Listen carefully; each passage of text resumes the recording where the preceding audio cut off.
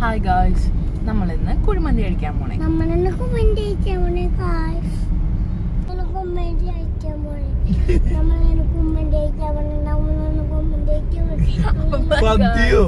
ആദ്യ പറഞ്ഞ പോലെ നമ്മൾ കുഴിമന്തി കഴിക്കാൻ പോണേ.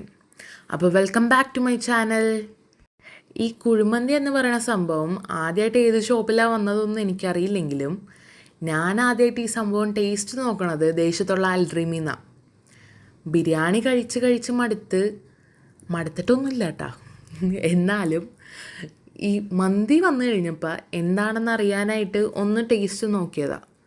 പിന്നെ ഇപ്പം എനിക്ക് മന്തി വേണോ ബിരിയാണി വേണോ എന്ന് ചോദിച്ചു കഴിഞ്ഞാൽ ഞാൻ മന്തിയെ ചൂസ് ചെയ്യുള്ളൂ. എന്താണെന്നൊന്നും എനിക്കറിയില്ല, പക്ഷെ അങ്ങനെ ആയിപ്പോയി.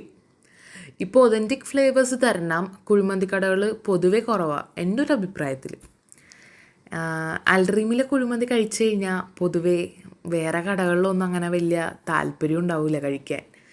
എൻ്റെ ഫേവറേറ്റ് എന്ന് പറയുന്നത് അൽഡ്രീം, അറേബ്യൻ പാലസ്, അവിടത്തേക്ക കുബാബ അങ്ങനെയുള്ള ഷോപ്പുകളിലേക്കാണ് എൻ്റെ ഫേവറേറ്റ് ആയിട്ടുള്ളത്. ഇന്നിപ്പോൾ ഞങ്ങൾ അൽഡ്രീമിൽ കഴിക്കാൻ വേണ്ടിയാണ് വന്നേക്കണേ.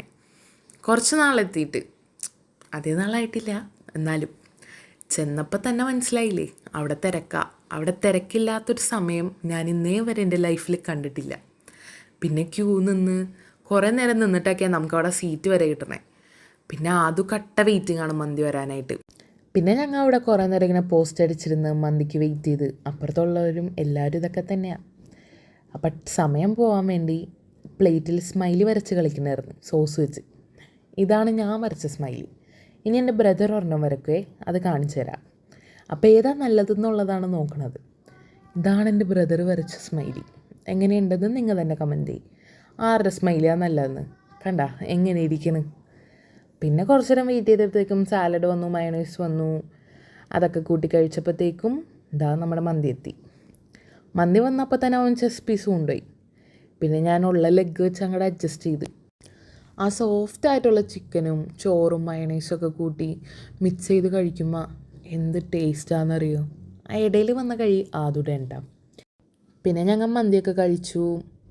അപ്പോഴത്തേക്കും ബില്ലെത്തി. പിന്നെ ബില്ലൊക്കെ പേ ചെയ്ത് ഒരു പെപ്സിയൊക്കെ മേടിച്ച് സെറ്റായി. പിന്നെ വീട്ടിലേക്ക് പോയി. അപ്പോൾ അത്രേ ഉള്ളൂ.